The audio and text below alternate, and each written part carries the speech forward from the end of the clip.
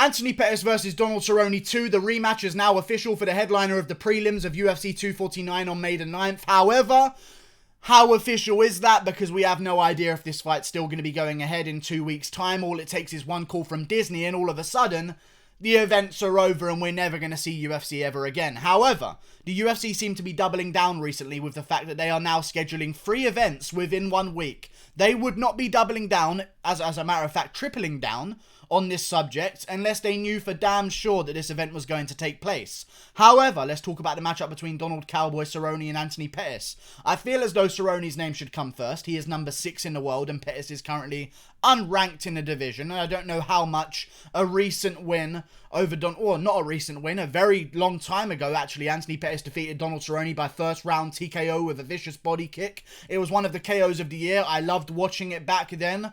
I seem to love watching Donald Cerrone's knockout losses a little bit less and less as time goes on, and there's going to be this topic of the video as well, because how many more times are we going to have the same conversation with Donald Cowboy Cerrone before something happens? And I'm not talking about just fighting again. I'm talking about fighting again 2 months after you've just been KO'd. I don't give a fuck. When Donald Cerrone came on the mic at UFC 246 against Conor McGregor and said, I don't care, man, I'm going to keep fighting, I didn't even mind. I thought, you know what, Donald Cerrone, you've earned it. Have a nice holiday. Come back in the summer. Let's get things started again. Hopefully you win. I did not authorize him to take a fight 2 months later after just being KO'd brutally, and not to mention a few months before that being KO'd brutally as well by Justin Gaethje. I don't understand. I'm going to get into the fight prediction. I'm assuming by the tone of the video so far, you can kind of assume who I'm going to predict here. It's Anthony Pettis. However, I just don't understand who is around Donald Cerrone. If I was doing something detrimental to my health, okay, someone would tell me, and they would stop me from doing it. Donald Cerrone has a family. Donald Cerrone has friends. Those friends are fighters that deal with the same problems that Donald Cerrone does and know exactly and understand fully the consequences of fighting too soon and getting concussed over and over and over again. They know that like the back of their hand. They're fighters. They understand concussions. They know how it works. I'm sure there's been a million briefings by now at the UFC's Performance Institute about brain damage. They know how this works. Donald Cerrone has managers. He has people that work for him. He has sponsors. Someone's got to tell Donald Cerrone no. How can that not be? Conor McGregor can be told no by his management team. Sorry, Conor, you can't take that fight on short notice. We need to build a big event around you. So no. Conor McGregor can be told no, but Donald Cerrone can't? What is his wife saying? Or his girlfriend? I don't know if he's married right now. He probably shouldn't, but I mean, no one should get married, let's be real. But I mean, what's his girlfriend saying right now? Or his fiance? I think they actually might be married. What's his wife saying to him? We come full circle. We're married again. What's his wife saying to him? Is she saying, oh no, Donald, you'll be fine. Just go back out there in 2 months after getting concussed. Oh, by the way, you got concussed 5 months before that. But everything's going to be okay. Brendan Schaub made it out okay. I don't mean to go at Brendan Schaub here at the start of the fucking video, but Jesus Christ, Brendan Schaub is one of the good examples. You know? He left early. He only got concussed. Well, he got concussed a few fucking times and he got KO'd badly as well. However, he did not get concussed as much as Donald Cerrone. He did no way in hell take the same amount of brain damage that Donald Cerrone's about to take in his career if he continues down this line. Brendan Schaub got out early and is considered one of the lucky ones. Brendan Schaub is one of the lucky ones when it comes to brain damage. Brendan Schaub. Like, I don't know how I can stress that enough. Donald Cerrone, you got to take some fucking time, man. Pettis is going to KO him in the first round. I don't even care that Pettis might be over the hill. I really don't. Pettis knows damn well if I connect with that chin, he's going down. At 55 especially. I don't actually know which weight class this fight's taking place at. It wouldn't surprise me if it's at 170. In which case, I'm kind of a little bit more open to the idea. And people always say, he's showing up for a paycheck. He's showing up for a paycheck. You can show up for a paycheck a month later. You don't need to be doing this so soon after your last KO loss. I know he wants to maybe get the sour taste out of everyone's mouth and re-establish himself in a division against a guy in Anthony Pettis who's a big name and also not quite as much of a threat, because I'll be honest with you, if you pair Donald Cerrone up against anyone in the lightweight rankings right now, I don't favour him. The only people I'd give him a chance against would maybe be Kevin Lee, but even then, I don't know, would maybe be Ally Quinter again. Like, these are all guys outside the top 10. Like, it's a very tough division for Donald Cerrone to get back into. So I understand why he's doing this. If you're coming off a win, you get more favourable matchups because you kind of have a bit more of a choice on who you're fighting next. If Donald Cerrone's coming off 3 losses in a row, the UFC can kind of tell him who the fuck he's going to fight anyway, and he doesn't really have a say in the matter because they're doing him a favour by even offering him a fight. So coming off a win is always a good situation. I understand why he's risking this against Anthony Pettis, but Donald Cerrone, if you lose this one, it might be over, bro. You know, 4 losses in a row, I don't know if the UFC is going to take you anymore, because the UFC has never had a significant injury or death. They're going to keep that up. And if it means that getting rid of you so you aren't the first death in the octagon, then they're going to do that regardless of how much of a company man you've been. Because their status of never having a death in the UFC is way more important than the guy that shows up with a cowboy hat that gets KO'd in the first round in his last 3 fights. Way more important. It's a great headliner of the prelims. It's an amazing fight. In any other example, in any other situation, I would love this fight. I even recommended this fight in my fights to make it lightweight. I said, you know what, Donald Cerrone versus Pettis rematch would actually be a fun fight. I also say maybe Kevin Lee could take on Anthony Pettis. That would be a fun fight as well. It seems like those names are always going to be quite interchangeable. You put Pettis in there against anyone, he's going to be a fun fight. You put Cerrone against anyone, it's going to be a fun fight as well. Let's match them up together. I understand the matchmaking. Let's do it in July. You know, you don't need to die, Cerrone.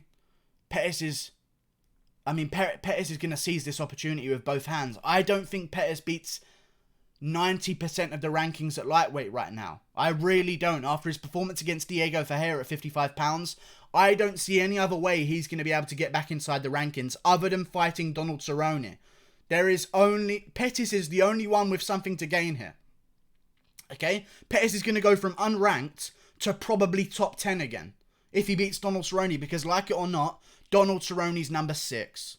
And that means something. Even though he's coming off 3 losses in a row, he's number 6. Okay? And he has wins over Charles Oliveira in the past. And he has wins over Edson Barboza in his past. He has a lot of wins in the division that are helping him be where he is ranked right now. And Anthony Pettis, if he gets this win, Pettis is back in action.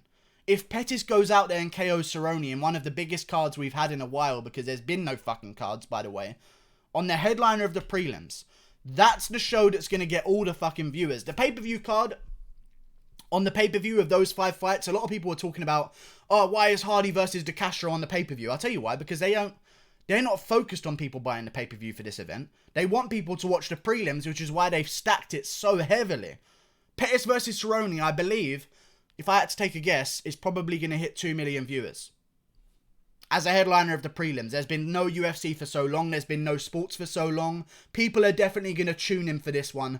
I would say it's going to do at least 2 million viewers. Big for Pettis. Listen, the casual fans don't understand the situation Donald Cerrone's in. The casual fans don't understand the situation Anthony Pettis is in. He has everything to gain from this. Everything. And he knows exactly what he's going to go out there and do. He's going to blitz Cerrone in the first round. And I think he's going to KO him. And I think he's going to do it quite badly. Because this is 2 months after yet another KO. And that KO was at 170. Which means you can't really blame it on the weight cut of 55 anymore. You know, now it's happening at 70 with relative ease. It was anyway in the past 2 years ago against Darren Till and Masvidal. However, you know, now we're back here again. How many more times are we going to go in this full circle? When is it Cerrone going to go on another streak and then end up on another 3-fight loss streak before someone tells him, look, old man, you're 37, stop fighting in a cage 2 months back to back after you've been KO'd twice in a row? When is someone going to say that to him? What point was I making? I was making such a good point. Give me a second, I'll find the point I was making. It's in my brain somewhere. I'm looking around it right now. The casuals don't... Oh, I'm so glad I remembered. The casuals don't know Anthony Pettis, which is why he has so much to gain here on this card. The casuals know Pettis KO'd Wonderboy. The casuals know Pettis dropped Ferguson. The casuals know, oh, Pettis, he was champ. Wheaties box Pettis. Showtime kick Pettis. Now they're going to know, Pettis, the guy that KO'd Cerrone. Didn't McGregor just do that? Pettis as good as McGregor? That's how the casual mind works. I promise you, that's how they're going to think of things. And they're not going to take into consideration a Diego Ferreira. I guarantee you, if you asked 80% of the people that tune into this next card, they aren't even going to know who fucking Anthony Pettis fought last. They don't know that he just lost to Diego Ferreira. As far as they're concerned, Showtime Kick Man fights Cowboy Man who fought Irish Man. That's the only thing they understand right now. So Pettis is going to make his career back again if he wins this one. I like the matchup for Pettis. I've always liked that matchup for Pettis. Even in the first fight, you kind of saw it as well. That tall, slow style in that first round against a guy who can crack you like Pettis with an extravagant striking technique. I just don't like... I don't like the matchup, okay? I really don't. I think, trust me, Cerrone has a chance against anyone in the division. Anthony Pettis has been quitting a little bit recently, I'll be honest with you guys. He kind of has. I don't know if he was injured against Diego Ferreira, but however, that Diego Ferreira fight, a little bit quitty.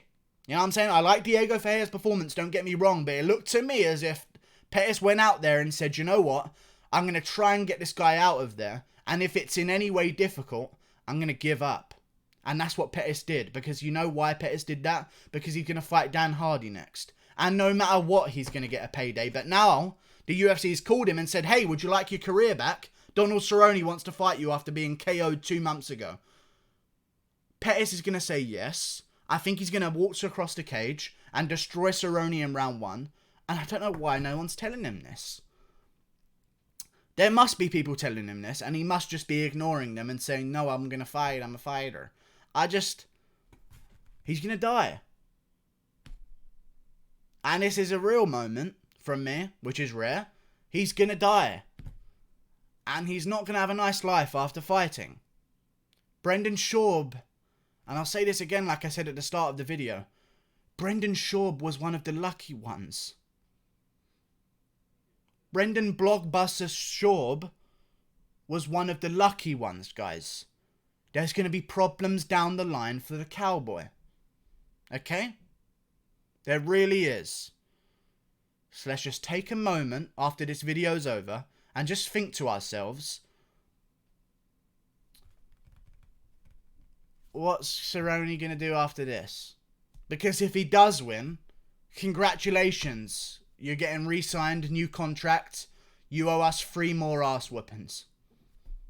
And he's due to get his ass whooped again. There's no way Cerrone's going to win the title, go undefeated for a couple more years. He says he wants to fight until he can't anymore.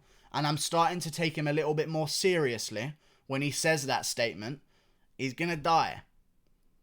I kind of want Pettis to win for the good of Cerrone, because at least then, maybe the prestige of fighting at Bellator won't give him that same elation and that same pride that the UFC did.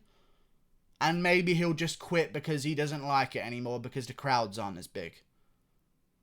I don't know. But I think that Pettis KOing Cerrone might be the best thing to happen for his career. That'll be 5 in a row.